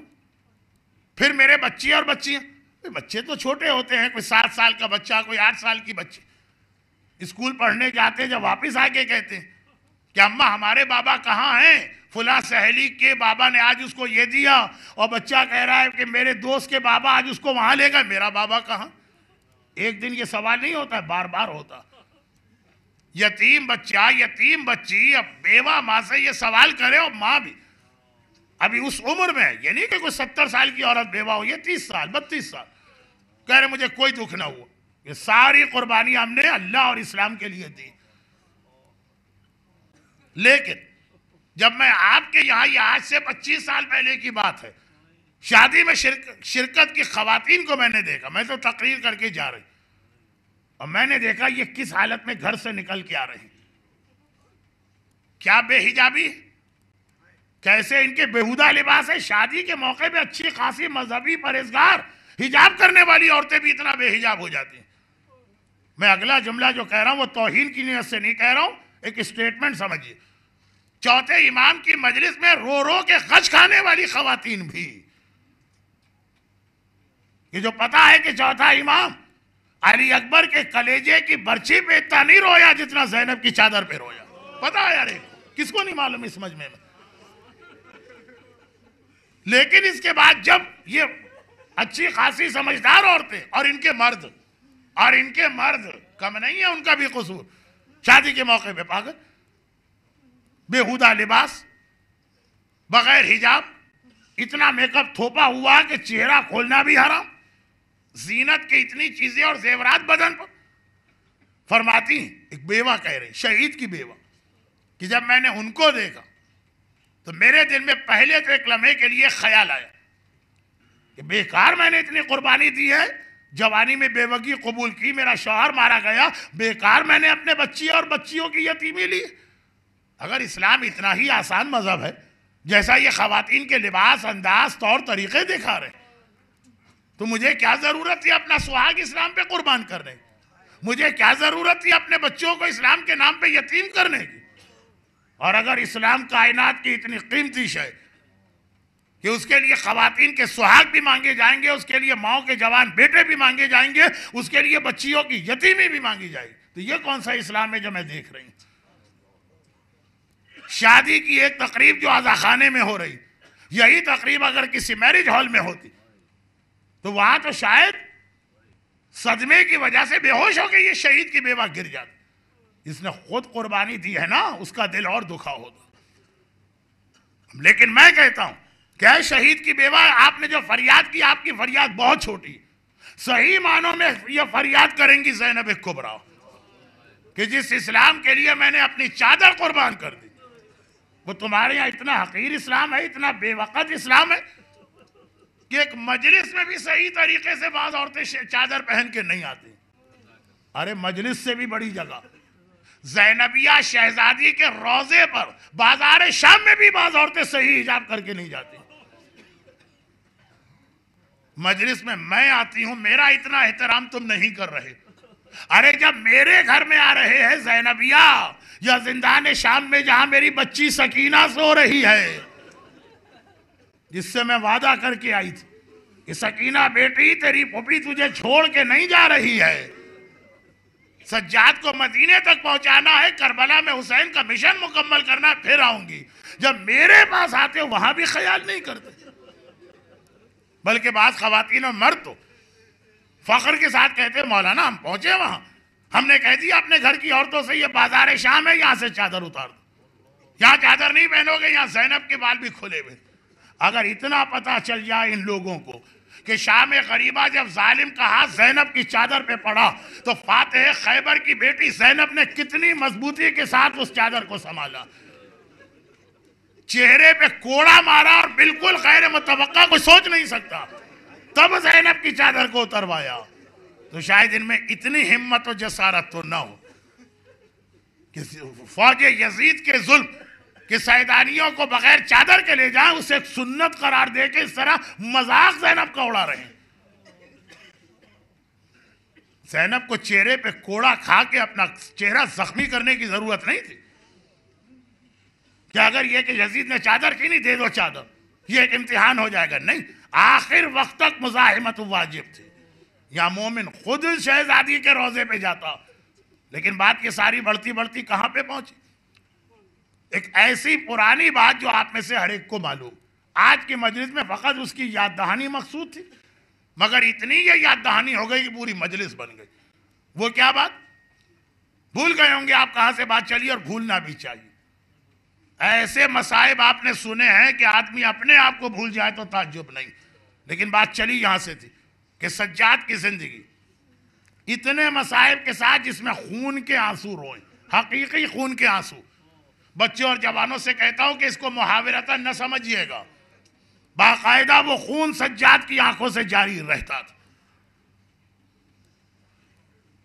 آج کل انٹرنیٹ ایک ایسا گمراہی کا ذریعہ بن گیا. عجیب عجیب قسم کی ای میل اور عجیب عجیب قسم کے اعتراض آتے ہیں. اگرچہ یہاں بھی وہی اپنے نوجوانوں میں سے ایسے ڈسکشن گروپ بنے، کہتے ہیں عزاداری کی کوئی حیثیت نہیں، ضرورت ہی نہیں عزاداری کی. ان کی دلیلیں اپنی جگہ. اور دوسری جانب اتنا ہی ایکسٹریم گروپ، جیسے آج کل میں بہت احتیاط سے، چونکہ آج خاص مجھ سے کہا گیا مولانا آپ کچھ اور بولے نہ بولے. انتظامیہ سے نہیں، ان سے تو میری ملاقات ہی نہیں ہو سکی، صرف آدھے منٹ کی ایک ملاقات یہاں تے وقت تھی. کہ آج کل انٹرنیٹ پہ ایک میل بہت گردش کر رہی. بالکل اب موضوع سے ہٹ کے بات کر رہا ہوں، اگرچہ اس کا تعلق میری آنے والی مجالس میں سے ایک سے ہے. آنے والی وہ یہ ہے کہ ہمارے مراجع میں سے قدیم مرجع آیت اللہ العظمی آغا بہجت نے کوئی اس قسم کی بات کہہ دی کہ بھائی ظہور بہت قریب ہے، اور اتنا قریب ہے کہ میں بھی اور مجھ سے بوڑھے لوگ بھی امام کی زیارت کریں گے. آغا بہجت کی عمر اس وقت تقریباً 98 یا 99 سال. فرماتے اتنا قریب ہے کہ میں بھی زیارت کروں گا اور لوگ بھی زیارت کریں گے، اور مجھ سے بوڑھے لوگ. جتنی کثرت کے ساتھ یہ میل پھیلائی گئی اور ثابت کیا گیا بس امام آنے والے، اس کثرت کے ساتھ آغا بہجت کی جو تردید آئی ہے اس کو نہیں پھیلایا جا رہا. یہ کہا قطعاً ایسی کوئی بات نہیں کہی گئی، اور جس آدمی کے نام سے کہی گئی ہے ہمارے نزدیک تو وہ قابل بھروسہ بھی نہیں. اگرچہ جب جس آدمی کا حوالہ دیا جائے گا اس کی بات معتبر بنانے کے لیے پہلے القاب لگانا پڑتے ہیں. حجت الاسلام، مولانا، آیت اللہ کہتے ہیں unreliable، غیر ثقہ، نزد ما غیر ثقہ است. تو یہ جو اس وقت بعض مومنین ڈس انفارمیشن کا ایک ذریعہ بن رہے ہیں، گناہگار ہو رہے ہیں خود بھی اور دوسروں کو بھی گناہگار کر رہے ہیں. بیٹھے ہوئے سمجھ رہے ہیں خدمت دی، اس میں اس قسم کے اعتراضات بھی آتے ہیں. مگر چوتھے امام کا زمانے کے امام سے اتنا گہرا تعلق. دیکھیے امام زمانہ کے حوالے سے مومنین کرام میں عمومی طور پہ تڑپ کب پیدا ہوا. ویسے تو رسول اللہ سے بات آ رہی ہے امام کی، لیکن پورا جرنل مجمع کہا آنا چاہیے امام. جب چوتھے امام نے یہ کہا کہ میرے کربلا کے تمام خاندان کا انتقام میرا بیٹا لے گا. کربلا کے بعد آج آپ 1350 سال بعد بھی تڑپ اٹھتے. تو خود چوتھے امام کی زندگی میں ایک پوری نسل پیدا ہوئی ہے جو کربلا کے بعد کی، جن کے اوپر ہم یہ اعتراض نہیں کر سکتے کہ تئی اگر کربلا کے لیے تڑپ رہے تو کربلا گئے کیوں نہیں، یہ پیدا ہی بعد میں ہوئے. 35 سال چوتھے امام نے کربلا کے بعد گزارے ہیں. یعنی جس دن کربلا کا واقعہ پیش آیا جس سال، اس سال بھی جو بچے پیدا ہوئے وہ چوتھے امام کے زمانے میں خود بچوں والے ہو گئے 30 35 سال. اور جو کربلا کے واقعے کے وقت 8 10 سال کے بچے تھے. تو اب یہ لوگ کربلا کے بعد تڑپ کے کہتے تھے مولا انتقام چاہیے ہمیں اس خون کا. اور جب حالات ایسے بنے کہ مختار نے انتقام لیا، کامیاب ہو گئے. بنو عباس کا موومنٹ ابھی کامیاب نہیں ہوا لیکن شروع ہو چکا. زید شہید چوتھے امام کے اپنے بیٹے میدان میں آ گئے. تو بار بار کہا گیا مولا سب سے پہلے تو آپ کی ذمہ داری بھی ہے اور آپ کا حق بھی. ہر ایک کو یاد دلایا ٹھہر جاؤ، یہ وہ فریضہ ہے جو اللہ نے میرے بیٹے کے لیے رکھا ہے جو آخری امام. تو دو باتیں پھر ہوئیں. پہلی بات یہ ہوئی کہ تڑپ کے لوگوں نے کہا کہ مولا پھر وہ کب آئے گا، کیونکہ کربلا کا واقعہ بالکل ابھی تازہ. ہر ایک کے ذہن میں ہے کہ یہ انتقام ہونا چاہیے. تو امام نے جواب دیے، نشانیاں بتائیں. ظہور امام کی کئی نشانیاں چوتھے امام سے، اور ایک فرق کے ساتھ ہے، اس سے پہلے کے معصومین نے بھی ظہور کی نشانیاں بتائیں، مگر وہ یہ تھا کہ لوگوں نے سوال نہیں کیا، رسول نے خطبہ دیا، مولا نے خطبہ دیا۔ ایک آدھ نشانی آقا حسن نے بتائی، ایک آدھ آقا حسین نے۔ میں اس زمانے کے مومن کی توہین نہیں کر رہا ہوں، لیکن اتنا انٹرسٹ نہیں تھا لوگوں کو اس ٹاپک سے۔ اور چوتھے امام کا مسئلہ یہ ہے کہ اب لوگ تڑپ کے پوچھتے ہیں مولا بتائیے کب آئے گا وہ۔ اب عوام کے اندر تڑپ پیدا ہوئی آخری امام کی، تو دو باتیں ہوں، پہلی بات یہ جملہ کب آئے گا، نشانیاں بتائیں، اور دوسری بات یہ جملہ کہ مولا اگر وہ ہمارے سامنے نہ آ سکا تو ہم تو محروم رہے نا جہاد کربلا کے انتقام سے۔ فرمایا کہ نہیں، جس نے اپنی ساری زندگی میرے آخری بیٹے کے انتظار میں گزاری، وہ یہ سمجھ لے کہ جیسے وہ عاشور کے دن آقا حسین میرے بابا کے خیمے میں اپنی جان قربان کر رہا، اسے وہی اجر و ثواب ملے گا۔ تو یہ چوتھے امام کا موضوع۔ لیکن یہ بات تو آ گئی اس حوالے سے کہ 35 سال چوتھے امام خون کے آنسو روئے، لیکن یہ خون کے آنسو لوگوں کو تیار کرتے رہے کربلا کے حوالے سے، اتنی عزاداری کی۔ مگر ہماری قوم کا جو ایک بہت بڑا مسئلہ ڈس انفارمیشن کا بن گیا، وہ کیا ہے؟ آج ہماری قوم جملہ بہت پہلے تقریباً 50 منٹ پہلے میں نے جملہ کہا تھا، یا اس سرے پر ہے یا اس سرے پر ہے قوم، بیچ میں کوئی نہیں آتا جو صراط مستقیم، جس کے اندر ایک حوالہ یہ کہ جو کوئی مسئلہ ہی نہیں ہے اسلام کا اسے اتنا بڑا مسئلہ بنا دیا۔ ماتم کرنا ہے کہ نماز پڑھنا، جو کوئی مسئلہ ہی نہیں، جو ماتم کرے گا وہ خود بخود نماز پڑھے گا، جو نماز پڑھے گا وہ خود بخود ماتم کرے گا، کچھ کہنے یا بتانے کی ضرورت ہی نہیں پڑتی ہے۔ ماتم کیوں کر رہا ہے؟ سجاد کی وجہ سے نا، سجاد سے بڑا کوئی نمازی کائنات کے پردے پہ گزرا؟ اور نمازی جب نماز پڑھ رہا ہے، اعلیٰ یاد رکھو سب سے زیادہ ناپسندیدہ آدمی اللہ کے نزدیک وہ جو ایک امام رکھتا ہے اور اس کی پیروی نہ کرے۔ جو سجاد کی نماز کو دیکھے گا تو سجاد سے بڑا عزادار کوئی کائنات کے پردے پہ گزرا ہے؟ سجاد کی سیرت نے ہماری قوم کے اس ایک بہت بڑے مسئلے کا جواب دیا کہ ماتم نماز میں ڈھلتا ہے، نماز ماتم کی تشکیل کرتی، کوئی فرق نہیں ہے دونوں کے اندر۔ نمازی ہے تو اتنا بڑا نمازی، کیا سجاد کا دادا علی چھوٹا نمازی تھا؟ ماشاء، یعنی نعوذ باللہ علی کی نماز کے بارے میں بات کرنا بھی حد ہے علی کی۔ کیا سجاد کا بابا حسین کوئی چھوٹا نمازی تھا جس نے کربلا میں ظہر کی نماز برستے تیروں میں پڑھی، زلجنا سے گر کے بھی خدا کی بارگاہ میں سجدہ کیا، پوری شب عاشور عبادت میں گزاری؟ کیا سجاد کی اولاد میں آگے جو معصومین امام آئے کوئی کم ہے؟ لیکن کیا وجہ ہے کہ زین العابدین سجاد کو کہا گیا، سید الساجدین سجاد کو کہا گیا، بلکہ خود لفظ سجاد جو بار بار میں کہہ رہا ہوں،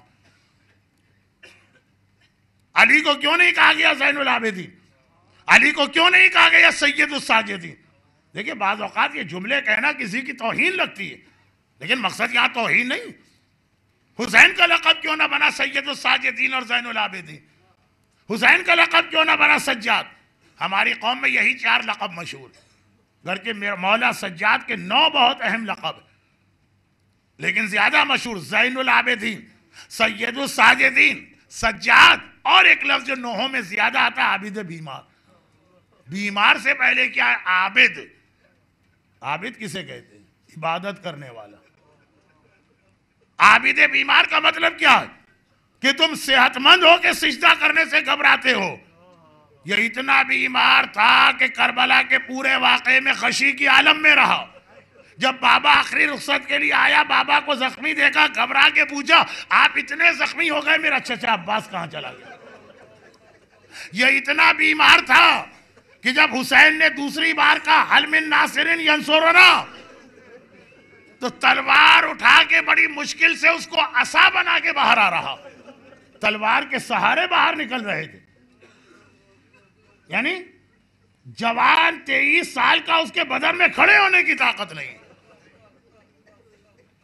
یا اتنا بیمار تھا کہ جب زینب نے کہا میرا بھیا کی سال میں سجاد اتنا بتا دے، کہا پھوپھی اماں سہارا دے کے بستر سے در خیمہ لے جا، 10 محرم کو بدن میں کھڑے ہونے کی طاقت نہیں ہے جس کے گلے میں توق اور ہاتھوں میں ہتھکڑی اور پاؤں میں بیڑی پڑ رہی، مگر اتنا بیمار ہو کر عابد کہلا رہا۔ اتنی بیماری کے بعد عبادت میں کوئی کمی نہیں ہوئی، سجدوں میں کوئی کوتاہی نہیں ہوئی، نماز کہیں پہ ترک نہیں ہوئی۔ وہ بیمار ہو کر عابد ہے اور ہم صحت مند ہو کر عبادت کو حقیر سمجھتے ہیں۔ سجاد کثرت سجدہ کی وجہ سے ہر سال پیشانی اور ہاتھوں پہ سے گٹے کٹوانا پڑتے تھے، ایک تھیلی۔ 2 ہمیں روایتیں ملتی ہیں، 2 معصومین ایسے 14 میں سے جنہوں نے اپنے اپنے وارث سے کہا تھا کہ ہمارے دفن کے موقع پر ہمارے کفن میں یہ چیز ساتھ میں رکھنا۔ ایک فاطمہ زہرا جو خوف خدا سے اتنا روتی تھی کہ بوتلیں یا شیشیاں بھر گئی تھی فاطمہ کے آنسوؤں سے، آیا ابو الحسن میرے کفن میں یہ آنسو جو میں نے خوف خدا کے عالم میں بہائے، خوف خدا۔ اور فاطمہ کا چاہنے والا کہتا ہے ہمیں اللہ سے ڈرنے کی کیا ضرورت، ایسی بات کرتا ہے فرشتہ آئے گا ہم ڈانٹ کے بھگا دیں گے۔ جو فاطمہ کہتی ہے کہ یہی آنسو قیامت میں میرے کام آئیں گے۔ اور دوسرا سجاد کہ وہ تھیلی اپنے وارث 5ویں امام کو دی کہ زندگی بھر سجدوں کی وجہ سے جو گٹے کاٹے گئے اور اس میں جمع کیے گئے یہ میرے ساتھ میرے قبر میں رکھنا۔ اتنے سجدے کرنے والا زین العابدین، کائنات کے سارے عابدوں کی زینت، سید الساجدین، سارے سجدہ کرنے والوں کا سردار ہے یہ زین اور سید۔ زین ہے عبادت کرنے والوں کی، سردار ہے سجدہ کرنے والوں کا۔ کیوں؟ اس لیے کہ عابد ہونا اور ہے، زین العابدین ہونا اور، ساجد ہونا اور ہے، سید الساجدین ہونا اور۔ عابد و ساجد اسے کہتے ہیں کہ آرام دہ حالات، پیٹ بھرا ہوا، گھر والے سب خیریت کے ساتھ ہیں، اپنے ایئر کنڈیشن کمرے میں بیٹھا یا ہیٹڈ کمرے میں، کارپیٹ بچھا ہوا، گاڑی حاضر ہے کہ مسجد میں جانا تو مسجد میں جاؤ پھر سجدہ کرو، یہ عبادت عابد ہو۔ یہ سجدہ ہے تم ساجد۔ اور 3 دن کا بھوکا ہو، 3 دن کا پیاسا ہو، بیمار کو 3 دن سے دوا کا قطرہ نہ ملا ہو، خاندان کے سارے لاشیں جلتی رہتی پہ پڑے ہوں، سارے خیمے جل چکے ہوں، خاندان کی ساری خواتین کی چادریں چھن چکی ہوں، شام غریبہ کربلا کی مٹی پہ سجدہ ایسا کرنا کہ فجر کے وقت پیشانی اٹھائی جائے، یہ ساجد نہیں رہتا، یہ سید الساجدین بن جاتا، یہ عابد نہیں رہتا، یہ زین العابدین بن جاتا۔ نماز پڑھی تو ایسی کہ گھر میں آگ لگ گئی، گھر والے گھبرا کے گھر سے نکلے فریاد کرتے ہوئے، غلاموں نے پانی چھڑک کے گھر کی آگ بجھائی، اور جو یہ سید الساجدین مصلی پہ کھڑا، تو خالی یہ نہیں ہے کہ نماز نہیں توڑی، ختم نماز پہ، اختتام نماز پہ حیرت کے ساتھ دیکھا یہ سارا گھر کیسے جل گیا۔ مولا ہم تو سمجھ رہے تھے کہ آپ نماز کے احترام میں اس کو نہیں توڑ رہے، لیکن آپ کو پتا تو ہوگا کہ کیا ہو رہا، آپ کے سوال نے بتایا آپ کو پتا بھی نہ تھا گھر جل رہا۔ مولا آخر ایسا کیسے ہو گیا؟ کہا آخرت کی آگ کے ڈر نے دنیا کی آگ میرے دل سے نکال دی۔ یہ اپنے لیے جملہ کہ ہمارے اور آپ کے لیے۔ ایسا اس نماز پڑھی اور ماتم کیا تو ایسا ماتم کیا، ماتم کیا تو ایسا ماتم کیا، نماز پڑھی تو ایسی گھر جل رہا ہے۔ اور ایک بہت عجیب جملہ کہہ کے گئے، میرے اوپر ایک بہت اعتراض ایک زمانے میں رہا، بہت زیادہ آپ موت کی بات کرتے ہیں، قبر کی بات کرتے ہیں، آخرت کی بات کرتے ہیں، جہنم کی بات کرتے ہیں، ہم علی والے، تم علی والے ہو کہ سجاد علی والا؟ وہ حیدر کرار علی کا پوتا، اس کا ایک لقب علی اوسط بھی ہے، زین العابدین، سید الساجدین، سجاد، عابد، ایک لقب علی الاوسط بھی ہے، کیونکہ پیغمبر کی وہ حدیث خالی محمد کے بارے میں نہیں ہے، علی کے بارے میں بھی، کہ ہمارا پہلا محمد، آخری محمد، بیچ والا محمد۔ اس خاندان اہل بیت میں ایک پہلا علی ہے، ایک آخری علی ہے، ایک بیچ والا علی۔ پہلے علی کا نام ہے فاتح خیبر حیدر کرار، آخری علی ہمارے 10ویں امام ہے، اوسط علی ہے 4تھا امام۔ وہ علی والا ہے کہ ہم علی والے؟ وہ علی والا ہو کہ جملہ کہتا ہے کہ گھر کی آگ مجھے پتہ نہ چلی کیونکہ آخرت کی آگ میرے ذہن میں تھی۔ نعوذ باللہ اپنے لیے نہیں، قسیم جنت و نار ہے سجاد، مگر ایسا عبادت کرو۔ ازادار تو کیسا ازادار، ازادار تو کیسا ازادار، بتا دیا کیسا ہونا چاہیے، کیسا ازادار۔ حسین کی ازاداری کو زینب و سجاد نے اپنے خون سے سینچا، 35 سال خون کے آنسو روئے۔ زینب کبریٰ اپنے لٹے قافلے کا جگہ جگہ ماتم کرتی رہی اپنی شہادت تک، خالی کوفہ و شام میں نہیں، واپس مدینے آئی، پھر مکہ گئیں، طائف گئیں، اسکندریہ گئیں، قاہرہ گئیں، حمص گئیں، حلب گئیں، کہاں کہاں زینب دوبارہ گئی۔ زینب و سجاد اس عزاداری کو خون سے سینچ رہے ہیں۔ ویسے اگر آپ بہت زیادہ فلسفہ چلائیے، لاجک، جی عزاداری کی حفاظت کرنے والا اللہ ہے، عزاداری کو کسی چیز کی ضرورت نہیں، جملہ صحیح ہے، لیکن عزاداری کو ضرورت نہیں، ہمیں عزاداری کی ضرورت ہے۔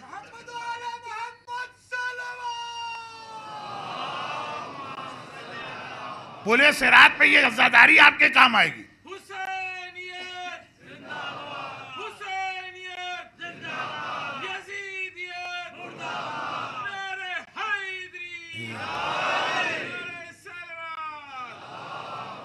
عزاداری کو ہماری ضرورت نہیں ہے، ہمیں عزاداری کی ضرورت ہے۔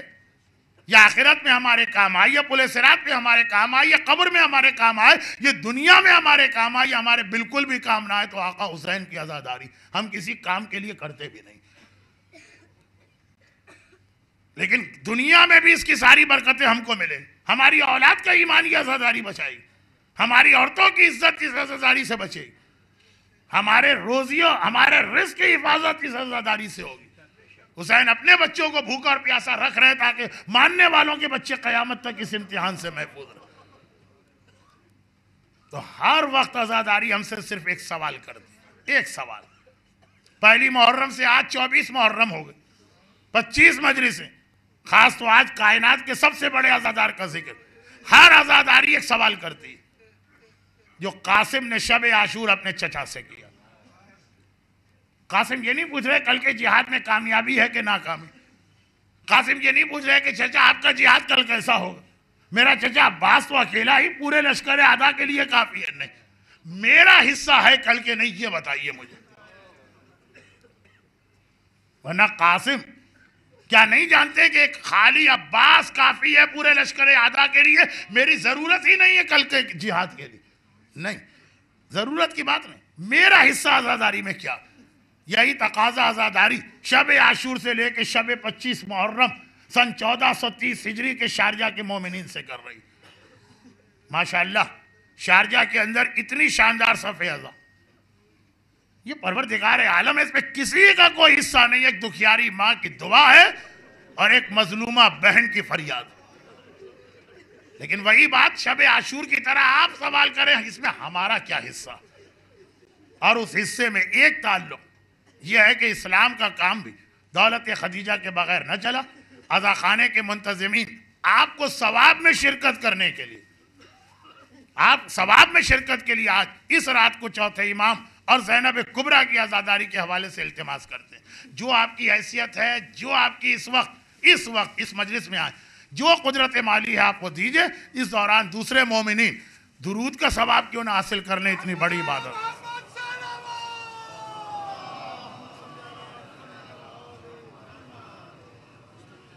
یہ کیسا درود تھا؟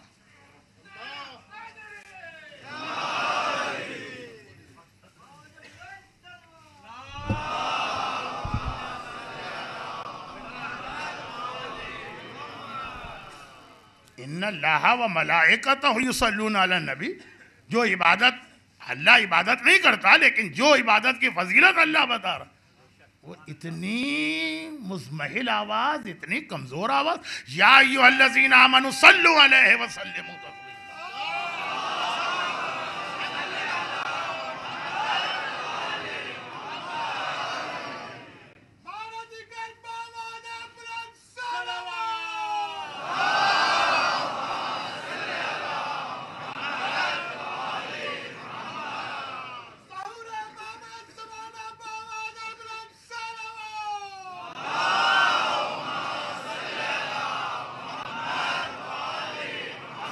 حسین کے سب سے بڑے عزادار کی شب شہادت آ گئی.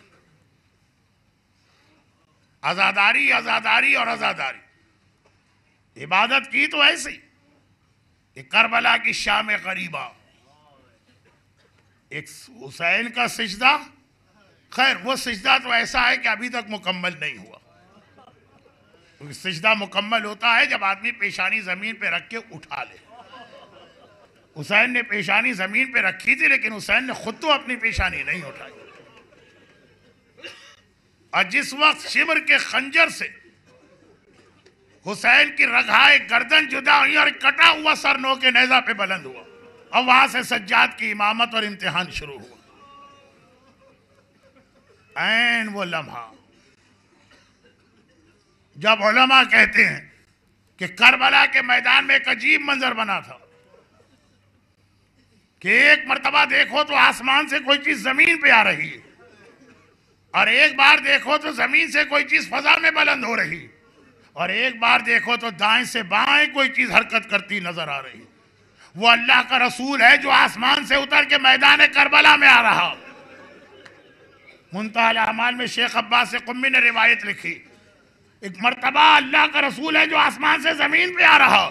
وہ زینب ہے جو صحن خیمہ تلہ زینبیہ پہ دائیں سے بائیں بائیں سے دائیں آ رہی، اور وہ حسین کا کٹا سر ہے جو زمین سے نو کے نیزہ پہ بلند ہو رہا.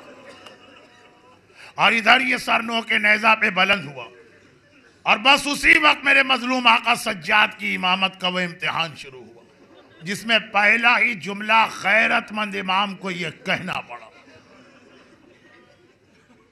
پہلا ہی جملہ سجاد کی زبان سے پہلا جملہ جو نکلا، پھوپھی اماں علیکن بالصحرا. زینب پوچھتی ہے بیٹا اب کیا کرے، جل کے مر جائے؟ اس کے لیے بھی تیار.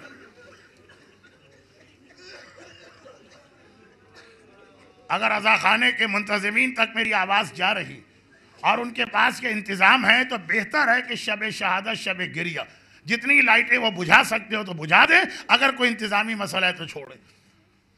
پہلی بات علیکن بالصحرا، پہلا جملہ سجاد کی زبان سے جو نکلا، پھوپھی اماں اب اپنے لوٹے گھر کو لے کے جنگل میں چلے جائیں.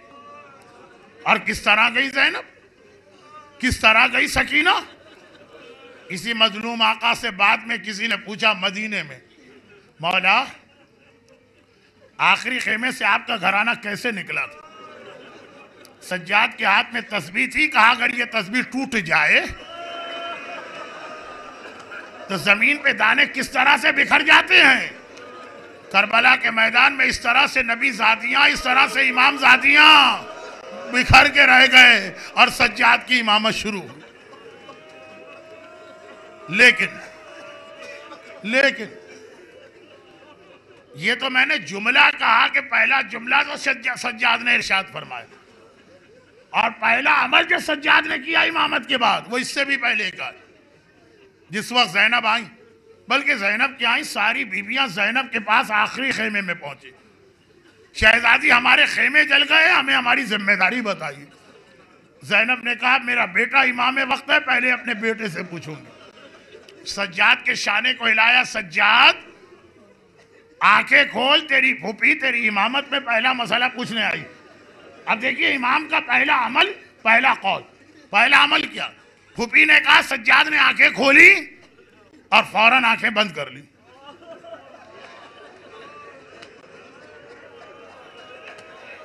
اب مسئلے کا جواب دیا.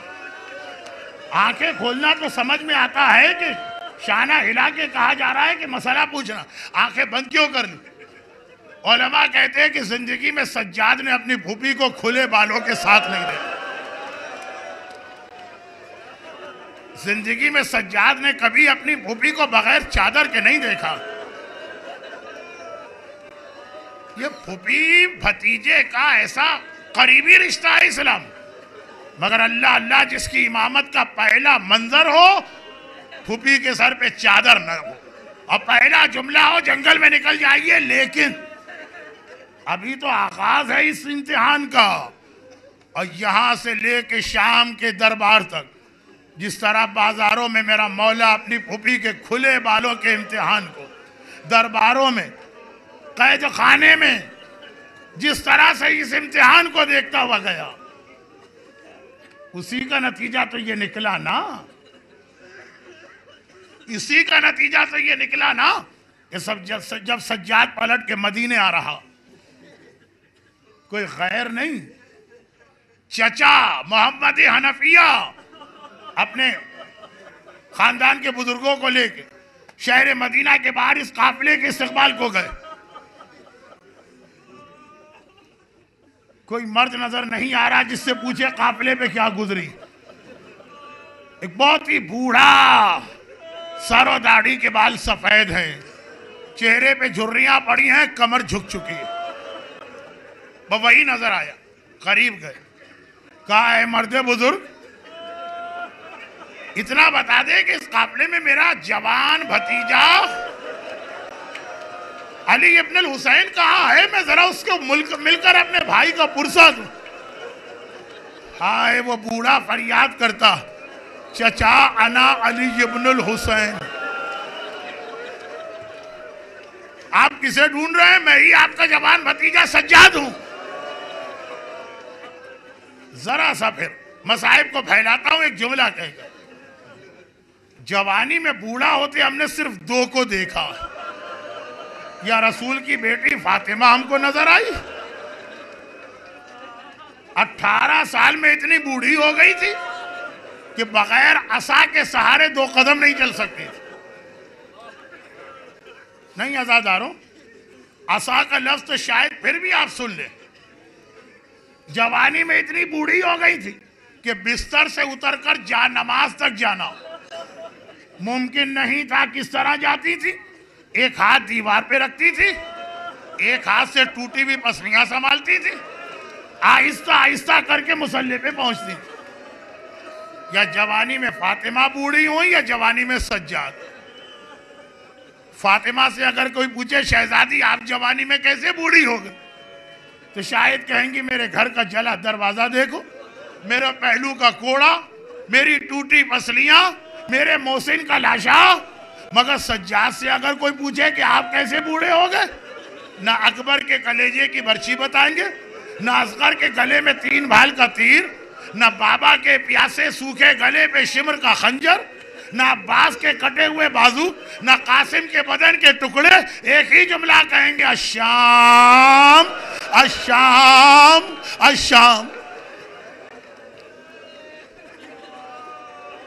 مدینے میں کسی نے پوچھا مولا سجاد آپ امام وقت ہیں، امام وقت اپنے زمانے کا سب سے بہادر انسان ہوتا، حتیٰ اپنے گھرانے سے بھی بہادر۔ جب میں ابن زیاد کے دربار میں اس دن بیٹھا تھا جس دن آپ کا چچا مسلم گرفتار کر کے لایا گیا،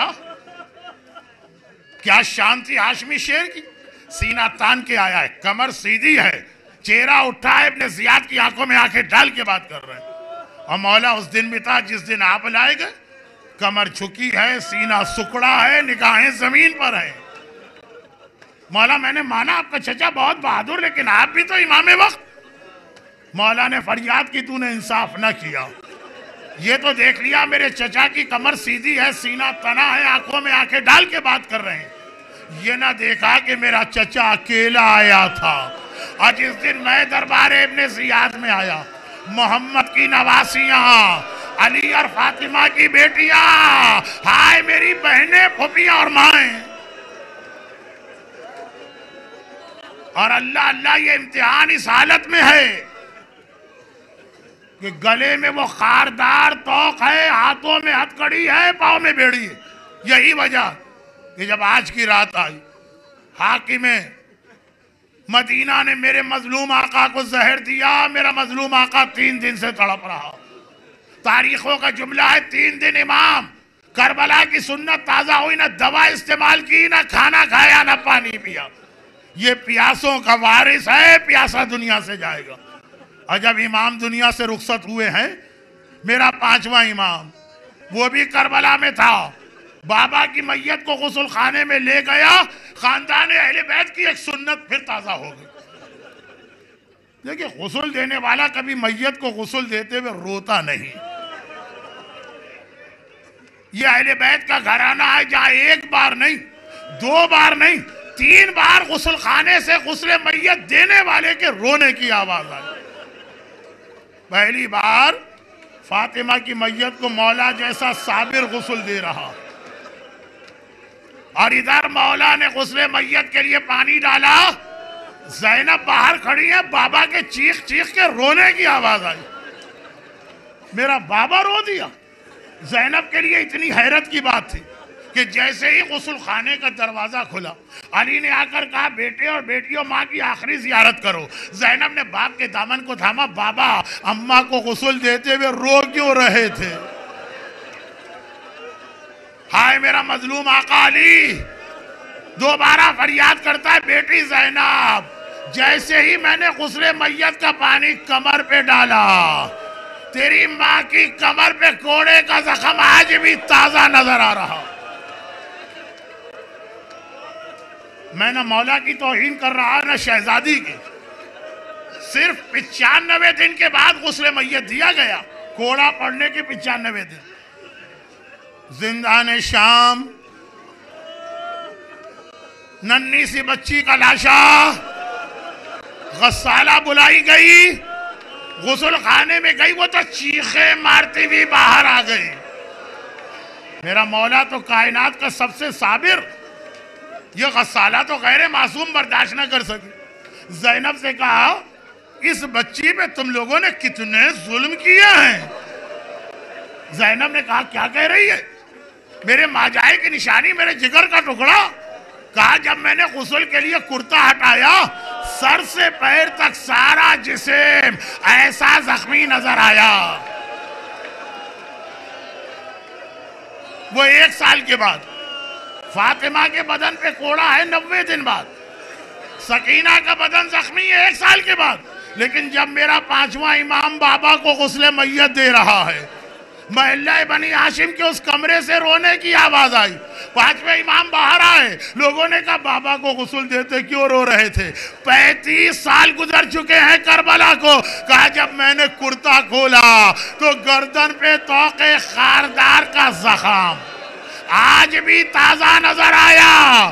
ارے رسول کی بیٹی فاطمہ زخمی کمر کے ساتھ دنیا سے گئی، حسین کی لاڈلی سکینہ زخمی بدن کے ساتھ دنیا سے گئی، اور آپ کا مظلوم آقا سجاد زخمی گردن کے ساتھ دنیا سے گیا۔ بقیع میں یہ میت پہنچی، میں نے یہ روایت پڑھی نہیں ہے لیکن میں یقین سے کہتا ہوں، بقیع میں میت پہنچی۔ ایک بار 5واں امام میت کو قبر میں اتارنا چاہ رہا، جب زندان شام کی قبر سے 2 ہاتھ باہر آ سکتے ہیں تو یقیناً اس قبر سے 2 ہاتھ باہر آئے ہوں گے۔ فاطمہ کی آواز آئی ہوگی، باقر بیٹا ارے میرے لال کو میرے حوالے کر دے، سجاد کو لینے فاطمہ آئی ہے۔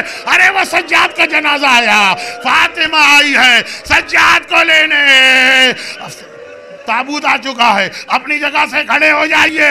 کربلا میں کوئی سہارا دینے والا نہ تھا، یہاں تو پھر بھی اتنے کاندھا دینے والا۔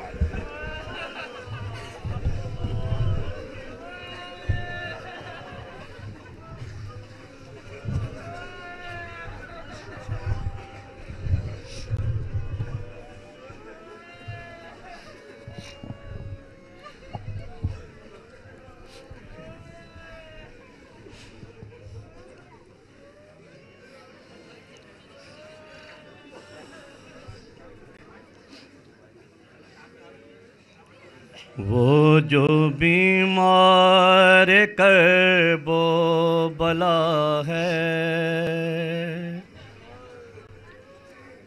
آج اس کا جنازہ اٹھا ہے۔ وہ جو بیمار کرب و بلا